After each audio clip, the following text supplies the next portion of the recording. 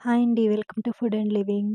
ఈ వీడియోలో మనం అచ్చం నాన్ వెజ్ టేస్ట్‌తో మష్రూమ్ కర్రీ ఎలా ప్రిపేర్ చేసుకోవాలో చూద్దామండి. ఒక మిక్సీ జార్ తీసుకొని అందులో 2 లవంగాలు, చిన్న చెక్క, యాలకులు, అలాగే సగం ఉల్లిపాయి, చిన్న అల్లం ముక్క, 4 వెల్లుల్లి రెబ్బలు, ఒక టమాటా వేసుకోవాలి. నానబెట్టుకున్న గసగసాలు కూడా వేసుకొని మిక్సీ పట్టుకోవాలి. నెక్స్ట్ స్టవ్ మీద ఒక పాన్ పెట్టుకొని ఆయిల్ వేసుకొని జీలకర్ర, బిర్యానీ ఆకు వేసుకొని ఫ్రై చేసుకోవాలి.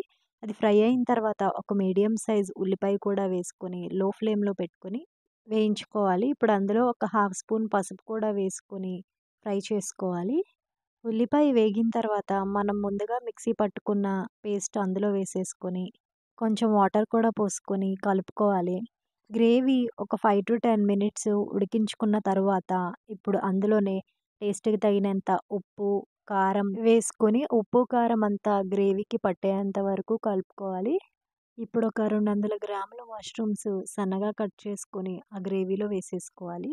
కర్రీ అంతా ఒకసారి కలుపుకొని పైన మూత పెట్టేసుకొని ఉడికించుకోవాలి. మధ్య మధ్యలో చెక్ చేసుకొని కర్రీ ఒక 90% కుక్ అయిన తర్వాత ఒక స్పూన్ గరం మసాలా వేసుకోవాలి. అలాగే కొంచెం కసూరి మేతి కూడా నలుపుకొని వేసుకోవాలి. మళ్ళొకసారి కర్రీ అంతా కలుపుకొని ఒక 5 మినిట్స్ మసాలా కర్రీకి పట్టేంత వరకు కలుపుకోవాలి.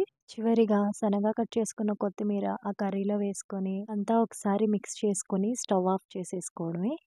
ఎంతో టేస్టీగా మష్రూమ్ కర్రీ రెడీ అయిపోయింది. మీరు కూడా తప్పకుండా ట్రై చేయండి. అలాగే ఈ వీడియో నచ్చితే తప్పకుండా లైక్ చేయండి, షేర్ చేయండి, సబ్స్క్రైబ్ చేసుకోండి. Thanks for watching.